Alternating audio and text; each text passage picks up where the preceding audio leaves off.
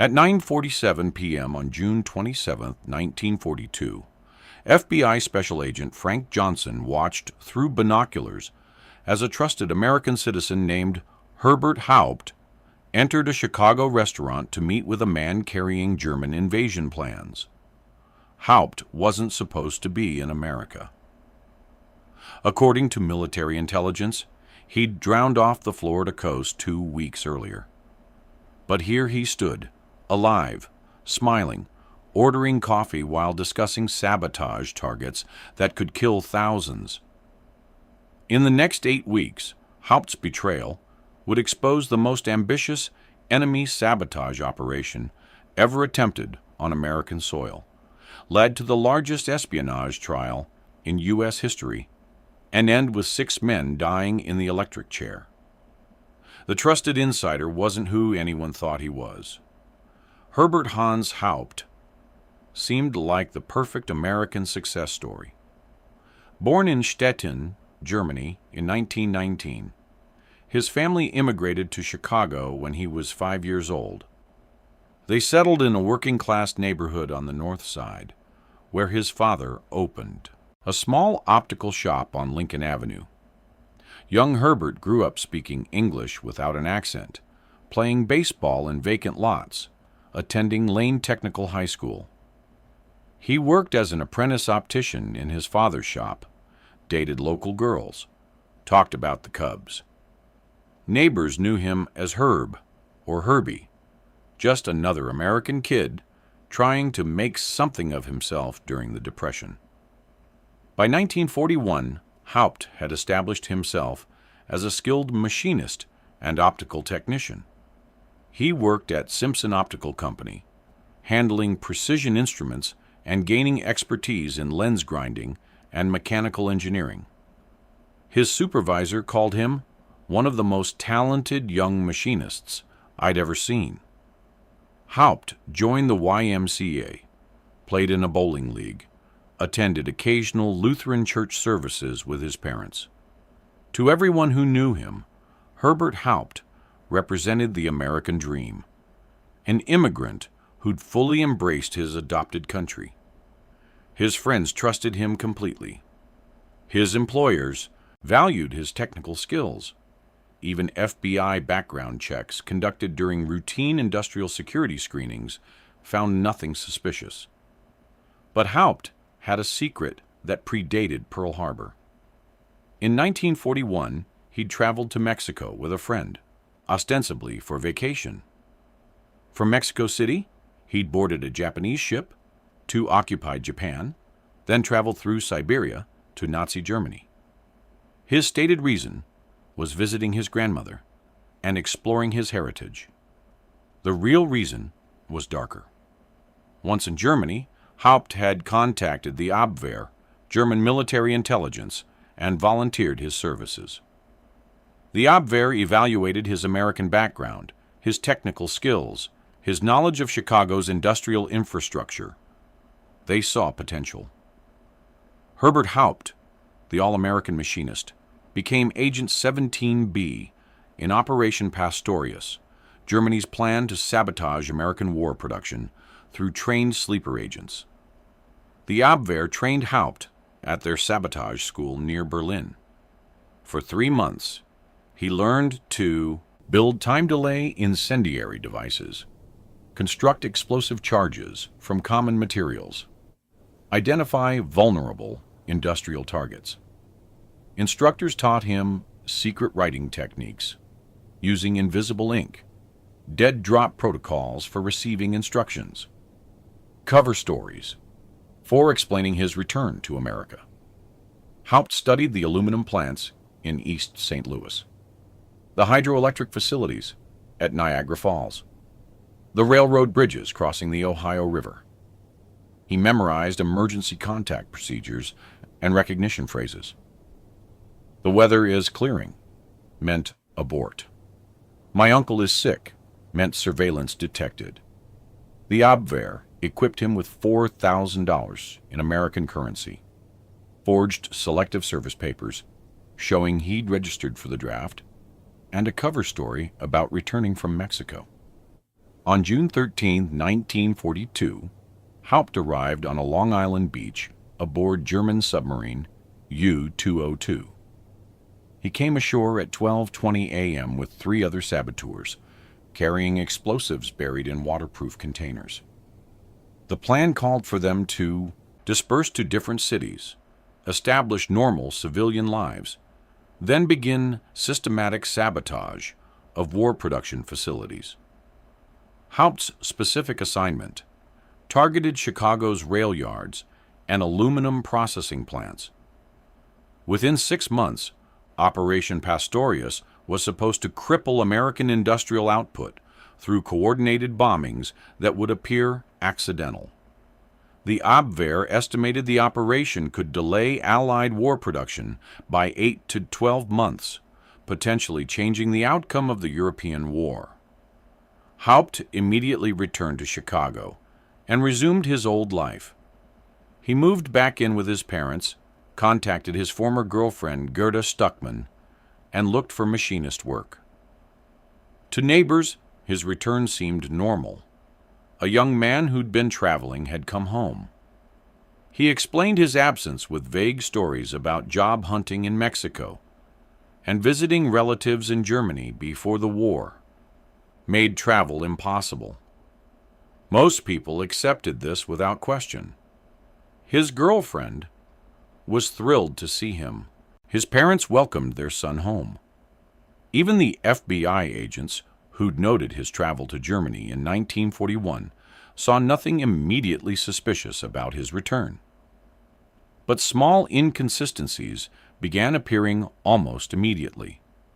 Wolfgang Vergen, a family friend who worked at a defense plant, noticed Haupt asking unusually specific questions about production schedules and security procedures. He wanted to know which shifts had the fewest guards, which buildings held the most flammable materials, Vergen later testified. I thought he was just curious about factory work. Haupt also spent money freely, buying his girlfriend expensive gifts, purchasing a new car, taking his parents to fancy restaurants, despite claiming to be unemployed and job hunting. His father Hans noticed this discrepancy. I asked him where the money came from, the elder Haupt recalled. He said he'd saved it in Mexico, but the amounts didn't make sense for someone who'd been traveling. The second incident was harder to dismiss. On June 22, 1942, Haupt purchased a large quantity of aluminum powder and sulfuric acid from a Chicago chemical supply company. The clerk who sold it to him, Michael Trainer, found the purchase unusual enough to mention it to his brother-in-law, a police officer. Most people buying those materials together are either chemistry students or working in industrial labs, Trainer explained. Haupt had no employer, no school affiliation. When I asked what he needed it for, he got nervous and said, "Experiments." Then he paid cash and left quickly. Trainer's brother-in-law filed a routine report. In normal times, it might have gone nowhere. But these weren't normal times. FBI Special Agent Frank Johnson had been monitoring reports of suspicious chemical purchases since January 1942. The Bureau was hyper-vigilant about potential sabotage. Japanese internment had begun. German-American Bund activities were under surveillance. And intelligence suggested Abwehr operations in the Americas. When Trainer's report crossed Johnson's desk, mentioning a young German-American buying sabotage materials, it triggered a connection. Cross-referencing the name Herbert Haupt with immigration and travel records revealed his 1941 trip to Germany. That detail alone warranted investigation. Johnson decided to watch Haupt without revealing suspicion. The surveillance began on June 23, 1942. Johnson followed standard counterintelligence protocol. He assigned a 4-man rotating surveillance team to to track Haupt's movements, photographing everyone he met, noting every location he visited. The Bureau tapped his parents' phone line. Agents rented an apartment across the street to monitor comings and goings. Johnson personally reviewed all evidence daily, searching for patterns. For 3 days, Haupt's behavior seemed innocuous. He visited his girlfriend. He ate dinner with his parents. He walked around the neighborhood. But on June 26th, the pattern broke. At 2:15 a.m., Haupt left his parents' house through the back door. He walked 6 blocks south, checking over his shoulder repeatedly. The surveillance team followed from a distance, using vehicles positioned along likely routes. Haupt entered an all-night drugstore, made a phone call from the public booth, then exited and took a circuitous route through alleys. The behavior indicated counter-surveillance awareness, someone checking for tails. At 3:40 a.m., Haupt reached the lakefront near Montrose Beach. He sat on a bench for 20 minutes. Then a second man approached. They sat together for 7 minutes. No money changed hands, but Haupt passed the man a folded paper. The contact stood, walked north, disappeared into pre-dawn darkness. Johnson's team photographed the exchange from 150 feet away. The image quality was poor, shadowy figures on a bench, but the dead drop protocol was unmistakable. Haupt had just made contact with someone using classic espionage tradecraft. Johnson now faced a terrible decision. He could arrest Haupt immediately on suspicion of espionage, but without knowing who the contact was or what network existed, they might miss the larger operation. Or he could continue surveillance, hoping to identify more conspirators, but risk Haupt successfully executing sabotage that could kill workers at defense plants. The conservative estimate held that a successful bombing at the aluminum plant in East St. Louis could kill 40 to 60 workers and set back production by 3 months. Johnson chose to wait and watch, but he escalated immediately. He contacted FBI headquarters in Washington, requesting authorization for intensive surveillance and priority analysis of Haupt's activities. Director J. Edgar Hoover personally approved the operation, designating it top priority, national security. The Bureau assigned additional agents, installed more sophisticated phone monitoring equipment, and began 24-hour surveillance. They photographed everyone Haupt contacted. They opened his mail. They bribed his landlord to search his room. And on June 27th, their patience produced results. At 9:47 p.m., Haupt entered Bernie's restaurant on Clark Street. The establishment was known for its German-American clientele, a logical meeting place that provided cover as ethnic socializing. Haupt sat in a corner booth. At 10:03 p.m., a man in his mid-30s entered, scanned the room, then joined Haupt's table. FBI agent Thomas Donegan, positioned at the counter drinking coffee, watched them through a mirror positioned above the cash register.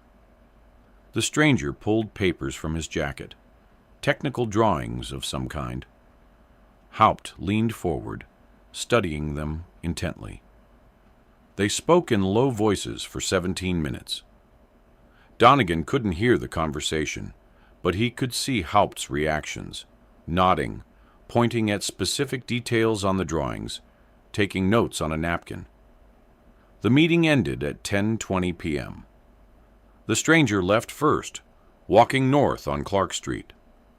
Haupt remained seated for 5 minutes, studying his napkin notes, then tucked the napkin in his pocket and paid his check. FBI agents followed both men. The stranger led them to a boarding house in Rogers Park, a neighborhood with many German immigrants.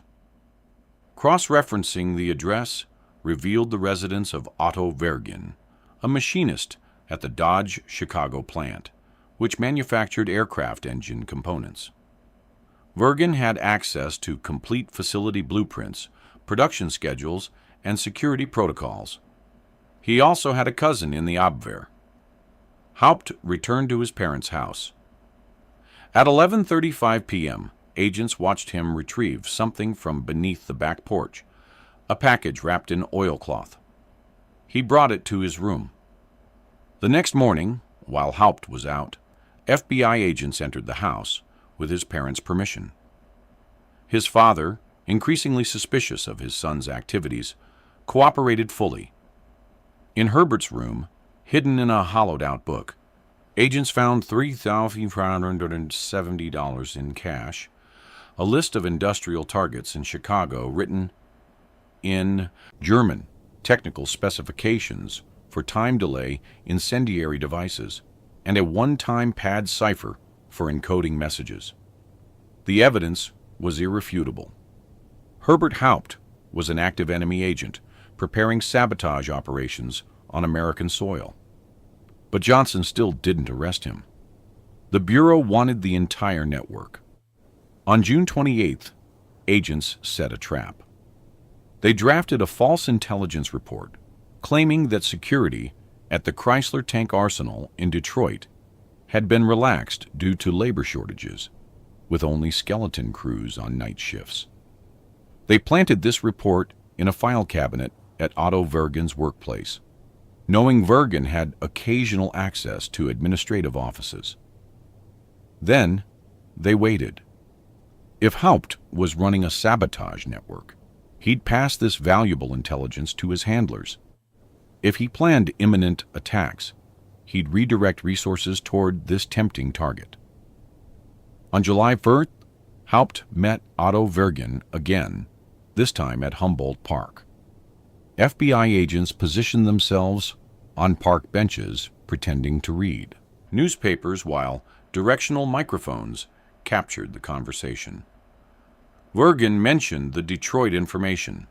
Haupt's reaction was immediate and revealing. "When can we move on it?" he asked. 2 weeks, Vergen replied. "I need time to acquire materials without raising suspicion." They discussed logistics, how to transport explosives to Detroit, which entry points offered least security, optimal placement of devices to maximize damage while maintaining appearance of accidental fire. The surveillance team recorded everything. They photographed Vergen passing Haupt additional documents, security schedules, guard rotation patterns, emergency response protocols. The meeting lasted 43 minutes. When it ended, Haupt walked directly to Union Station and purchased a train ticket to New York, departing July 4th. The ticket purchase triggered immediate concern. Why New York? Did Haupt have contacts there? Was he planning to flee the country? Or was New York another sabotage target? Johnson contacted the FBI's New York field office, requesting surveillance coordination. But events were already accelerating beyond anyone's control. On June 27th, the same night, Haupt met Vergen at Bernie's restaurant. Another saboteur from Operation Pastorius, George Dash, had walked into FBI headquarters in Washington, D.C., and surrendered. Dash, consumed by guilt and fear, confessed the entire operation. He revealed that 8 saboteurs had landed, 4 on Long Island, 4 in Florida. He provided names, target lists, training details, recognition codes. Within hours, FBI agents began arresting the other conspirators. By June 30th, 7 of the 8 saboteurs were in custody. Only Herbert Haupt remained free, unaware that his confederates had been captured. Johnson received orders on July 2nd, arrest Haupt immediately. The Bureau didn't want to risk him learning about the other arrests and fleeing or accelerating his sabotage timeline. At 6:15 a.m. on July 3rd, 1942, 12 FBI agents, surrounded the Haupt family residence. Johnson knocked on the door. Herbert's father answered. "We're here for your son," Johnson said quietly. "I know," Hans Haupt replied, tears in his eyes. "I suspected for weeks." Herbert Haupt was arrested in his bedroom, still sleeping. Agents found him with a packed suitcase containing civilian clothes, over $200 in cash, and 2 timing pencils for delayed detonation devices hidden in fountain pens. The interrogation began immediately. Haupt was transported to the FBI's Chicago field office and placed in an interrogation room with no windows, a single desk, 2 chairs, and fluorescent lights that buzzed constantly. For the first 6 hours, Haupt said nothing beyond confirming his name. Johnson and other agents presented evidence. Photographs of him receiving documents from Wergen, recordings of their conversations discussing sabotage, the materials found in his room, financial records showing unexplained wealth.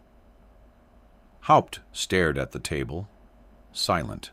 At 2:30 p.m., Johnson changed tactics. He didn't threaten, he didn't cajole. He simply stated facts. George Dash confessed everything. Edward Curling is in custody. Richard Quirin is in custody. The entire operation is finished. You're the last one free, and now you're not free. Your parents will be questioned as accomplices. Your girlfriend will be investigated. Everyone you've contacted in the last month will face scrutiny. The only question remaining is whether you cooperate now or watch everyone you care about suffer because you stayed silent. Haupt broke at 4:17 p.m.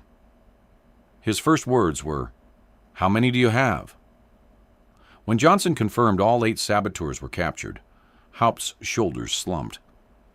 "Then it doesn't matter anymore," he said. What followed was a comprehensive confession, spanning 14 hours across 2 days. Haupt detailed his recruitment by the Abwehr, his training in Germany, his infiltration back into America. He described the sabotage targets: the Hell Gate Bridge in New York, the hydroelectric plants at Niagara Falls, the aluminum factories in Tennessee and Illinois, the Chesapeake and Ohio Railroad. He explained the plan's timeline: 6 months of preparation, then coordinated attacks designed to appear accidental, creating maximum disruption without revealing organized enemy action. Haupt revealed his specific role: Chicago coordinator. He was supposed to recruit additional American accomplices, disgruntled workers at defense plants, German sympathizers, opportunists, motivated by money. Otto Wergen was his first successful recruitment. Haupt had approached him carefully, testing his loyalty through increasingly provocative conversations about the war, gauging his receptiveness to helping the old country. Wergen had agreed for ideological reasons. He believed Germany was fighting against communism and that America was on the wrong side. The two had been planning their first sabotage attempt for mid-July. An incendiary attack on the Plower Dodge Chicago plant timed to ignite during night shift when fewest workers were present, but maximum equipment would be destroyed. The damage assessment revealed the operation's staggering scope. The 8 saboteurs had been equipped with $175,200 in American currency for bribing accomplices and funding operations. They carried enough explosives to destroy 6 major facilities. Their target list included bridges that carried 30% of East Coast rail traffic, factories producing 40% of American aluminum output, and hydroelectric plants powering defense industries across the Northeast. If fully successful, Operation Pastorius could have set back American war production by 8 to 12 months, exactly as the Abwehr had calculated. The TNT blocks found buried on Long Island could have destroyed the Hell Gate Bridge, severing the rail connection between New England and the rest of the country. Backtracking through Haupt's activities revealed additional disturbing details. The chemical supplies he'd purchased were sufficient to create 16-time delay incendiary devices. He'd already conducted reconnaissance at 3 Chicago-area defense plants: the Dodge factory, the Stuart Warner plant producing aircraft instruments, and the Pullman Standard facility manufacturing tank components. Haupt had detailed notes on guard patterns, shift changes, locations of flammable materials, optimal placement points for maximum destruction. Investigators cross-referenced these notes with Wergen's access and realized the two had been planning simultaneous attacks on all 3 facilities for the week of July 19, 1942. Had they succeeded, conservative estimates suggested 80 to 120 workers could have died, with production delays exceeding 5 months. Enemy confirmation came from multiple sources. After the war, captured Abwehr documents revealed Operation Pastorius had been personally approved by Admiral Wilhelm Canaris, chief of German military intelligence. The operation represented Germany's most sophisticated attempt to wage sabotage warfare on American territory.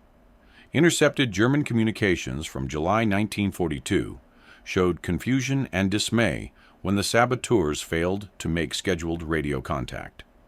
One message, decoded through the MAGIC program, stated, "Operation 17, Pastorius code name, appears compromised. All agents silent. Assume capture. Catastrophic loss of capability." The Abwehr had invested 8 months planning the operation, training the agents, and infiltrating them into America. Its complete failure within 3 weeks represented a devastating intelligence defeat.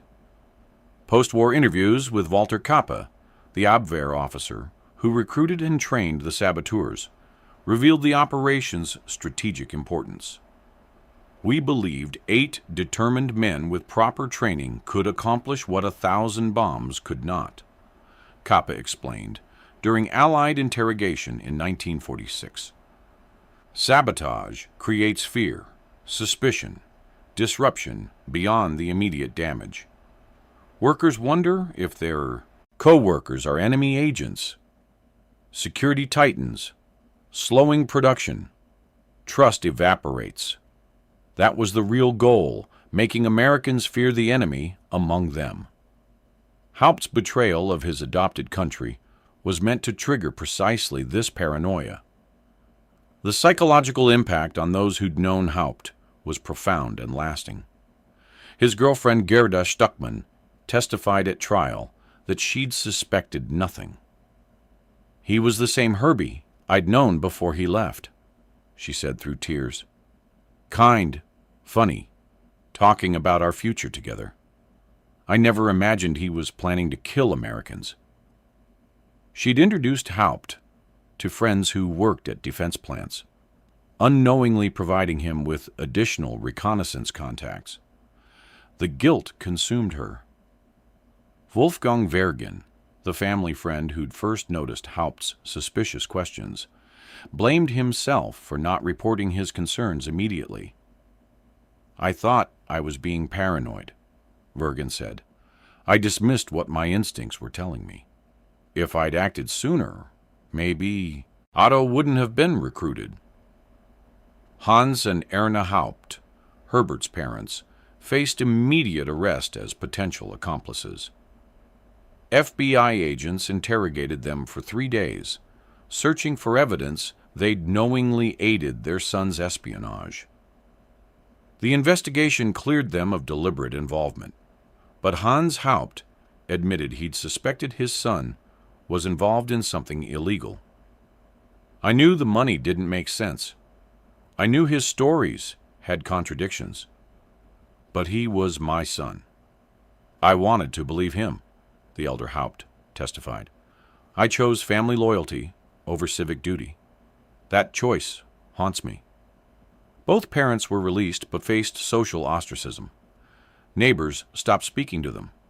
Hans's optical shop lost customers. They lived the rest of their lives under suspicion.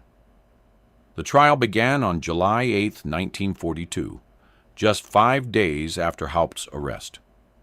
President Franklin D. Roosevelt convened a secret military commission rather than civilian court, citing the laws of war and the necessity of swift justice. The trial was held in the Department of Justice building in Washington, D.C., with all 8 saboteurs tried simultaneously. Security was extraordinary. Armed guards at every entrance, no press allowed, proceedings classified top secret. The prosecution presented overwhelming evidence: the saboteurs' confessions, the buried explosives, the target lists, testimony from FBI agents who'd conducted surveillance. Haupt was charged with conspiracy to commit sabotage, espionage against the United States, and violation of the laws of war by entering the country as an unlawful combatant. His court-appointed defense attorney, Colonel Carl Ristine, argued that Haupt had never actually committed sabotage, only planned it, and therefore deserved leniency. The argument failed completely. The military commission ruled that conspiracy to commit sabotage during wartime, combined with the act of infiltrating American territory as an enemy agent, constituted sufficient grounds for the death penalty under established military law. The motivation emerged clearly during trial testimony. Haupt had acted from a combination of ideology and identity confusion. Raised in America, but born in Germany, he'd never fully resolved his dual heritage.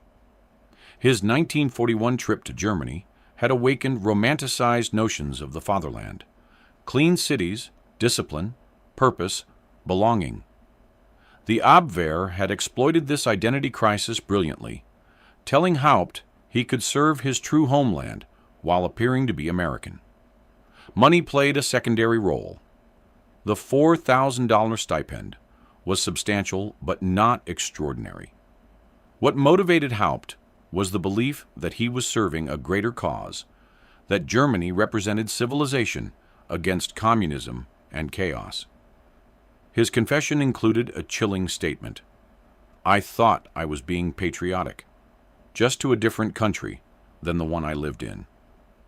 The verdict was delivered on August 3, 1942.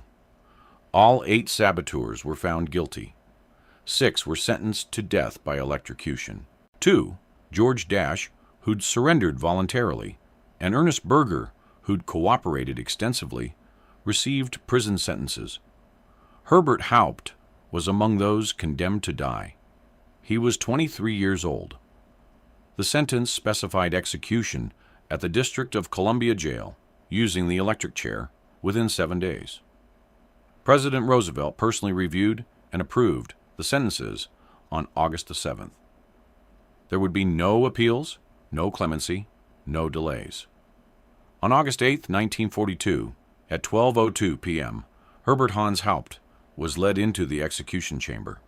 He wore prison-issued gray trousers and a white shirt. His head had been shaved where the electrode would make contact. 8 witnesses were present: military officers, Justice Department officials, the prison warden. Haupt was strapped into the oak electric chair, metal restraints securing his wrists, ankles, and chest. The leather hood was placed over his head. When asked for final words, Haupt said, "I made a mistake. I'm sorry." 3 syllables, then silence. Niada. 12:04 p.m., 2,000 volts surged through Haupt's body. His muscles convulsed violently against the restraints. The first jolt lasted 30 seconds. Doctors checked for heartbeat. Finding faint signs of life, a second jolt was administered, 2,400 volts for 15 seconds. At 12:06 p.m., Herbert Haupt was pronounced dead. His body was removed, placed in a plain pine coffin, and buried in an unmarked grave at Blue Plains Potter's Field in Anacostia. The location was kept secret to prevent any grave from becoming a shrine for Nazi sympathizers. His parents were notified by telegram. They were not allowed to claim the body. 5 other saboteurs died the same way that day, executed in pairs at 20-minute intervals. Edward Curling died at 12:26 p.m. Richard Quirin at 12:46 p.m. Heinrich Heinck at 1:06 p.m. Werner Thiel at 1:26 p.m. Hermann Neubauer at 1:46 p.m. The executions were documented with clinical precision, but never photographed. The only public announcement came on August 8th in a brief War Department press release. 6 enemy agents found guilty of espionage and sabotage were executed today at the District of Columbia Jail. 2 others received prison sentences. The statement included no names, no details, no elaboration. Operation Pastorius's complete failure triggered massive security overhauls across American defense industries.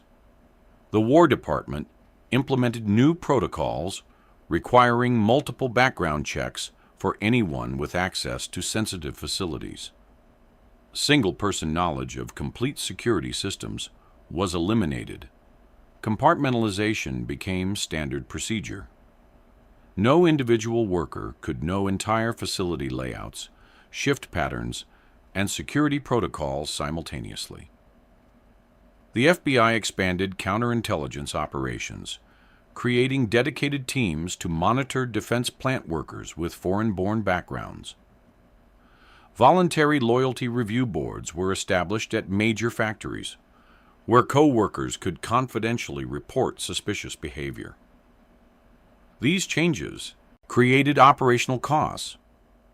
Production slowed by 7 to 12% in the months following Pastorius as new security procedures were implemented. Worker morale suffered as German-American and Italian-American employees faced increased scrutiny and subtle discrimination. Trust, which had lubricated the informal networks that made factories efficient, was replaced by verification systems that introduced bureaucratic friction. But sabotage attempts dropped to near zero.